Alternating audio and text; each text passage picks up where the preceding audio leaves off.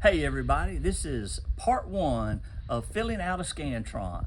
So the first thing you need to remember is to have a good clipboard to put your Scantron on, and then make sure that on these dashes here that are on the side, these little black dashes, don't roll off to the side of the clipboard. And also be careful while you are flipping the Scantron over as well. Little things like that always help. Secondly, you need to make sure you get number two pencils. And now we're going to fill out the Scantron. So here's some things to notice.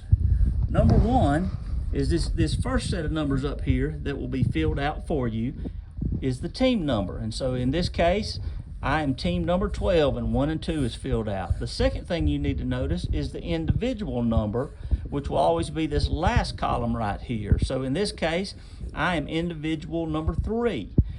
So therefore, I am on team 12 and I am individual 3 or 12-3. Those will always be filled out for you at the contest. The next part is for you to then fill out your part of it by putting GA for state and bubbling that in, and then putting your last name, space, first name. And then start bubbling that in. As you can see, I've already filled in my last name and my space. And just to give you an example of how important it is to fill out the bubbles, I'm going to show you how to fill it out and make sure you get a good full circle there in those letters as you bubble them in. Little dishes and dashes don't work really good, and if you get too far out of there, it can mess it up as well. So make sure you bubble it in nice, neat, and clean like that right there.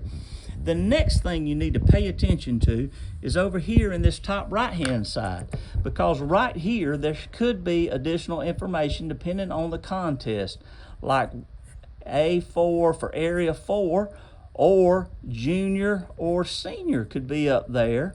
And then probably even more likely would be if we have to split you into groups, there'll be a number up there. And whatever that number is, that's your group number.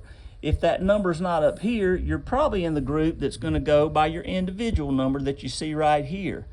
Now let's go back up to that front corner one more time.